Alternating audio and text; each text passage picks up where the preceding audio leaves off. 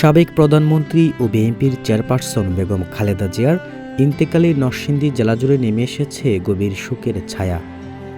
প্রিয় নেত্রীকে হারিয়ে আবেগে বাড়ি হয়ে উঠেছে দলের নেতাকর্মী ও সাধারণ মানুষ। এই শোকাবহ মুহূর্তে মরহুমার রুহের মাগফিরাত কামনায় নরসিংদী জেলা বিএনপির উদ্যোগে আয়োজন করা হয় বিশেষ দোয়া ও কোরআন খতম। জেলা বিএনপির সাধারণ সম্পাদক মঞ্জুর আলহীর উদ্যোগে আজ সকাল জেলার একটি স্থানীয় মাদ্রাসায় অনুষ্ঠিত হয় কোরআন খতম। সকাল থেকে মাদ্রাসার প্রাঙ্গণে ছিল নীরবতা আর ধর্মীয় ভাব গাম্ভীর্য। প্রায় ৩০০ শিক্ষার্থী পবিত্র কোরআন তেলাওয়াতে অংশ নেন।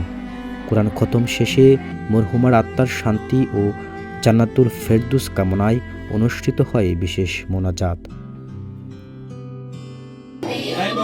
বিশেষ করে শহীদ জিয়ার কবরকে আপনি জান্নাতে নূর দ্বারা ভরপুর করেন এবং ওনার সহধর্মিণী খালেদা জিয়া আমাদের দেশের প্রধানমন্ত্রী আজকে ওনার দুনিয়া থেকে চলে গেছেন, ওনা এখন মরহুমা হয়ে গেছেন।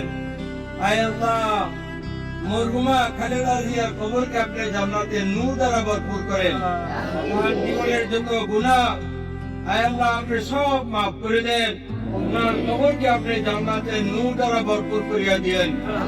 এ সময় জেলা বিএনপির নেতাকর্মী আবেগঘন কণ্ঠে বলেন, বেগম খালেদা জিয়া ছিলেন গণতন্ত্র, স্বাধীনতা ও মানুষের অধিকার প্রতিষ্ঠার এক আপসহীন সংগ্রামী নেত্রী।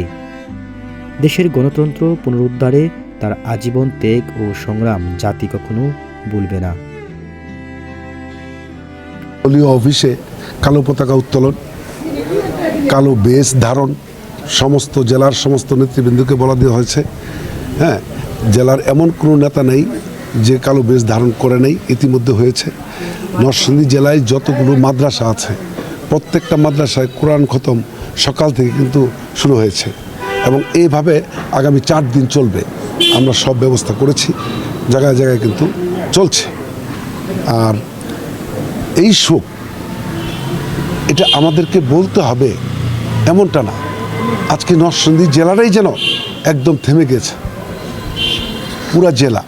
কারণ আবারও বলছি, উনি কিন্তু দলের নেত্রী না, শুধু আজকে দেশের সিম্বল কিন্তু দেশনেত্রী বেগম খালেদা জিয়া।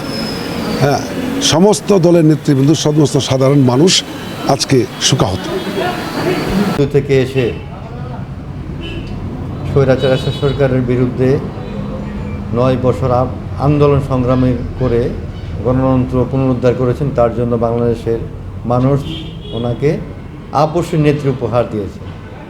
পরবর্তী সময়ে বাংলাদেশের প্রথম নারী প্রধানমন্ত্রী এবং ইসলামী এশিয়ার মধ্যে দ্বিতীয় মহিলা প্রধানমন্ত্রী হিসাবে দক্ষতার সাথে 3বার প্রধানমন্ত্রী দায়িত্ব পালন করেছেন। পরবর্তী সময়ে 111 মঈনুদ্দিন ফখরুদ্দিন সরকার ওনাকে ষড়যন্ত্রমূলকভাবে ওনাকে গ্রেপ্তার করে নির্যাতন করে ওনাকে বিদেশে পাচার করার জন্য অনেক চাপ প্রয়োগ করে।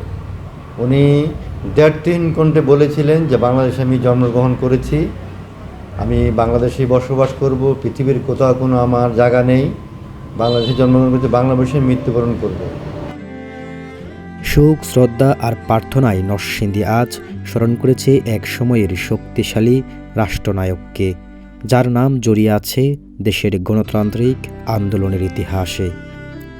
আলামিন হোসাইন, ATN বাংলা, নরসিংদী।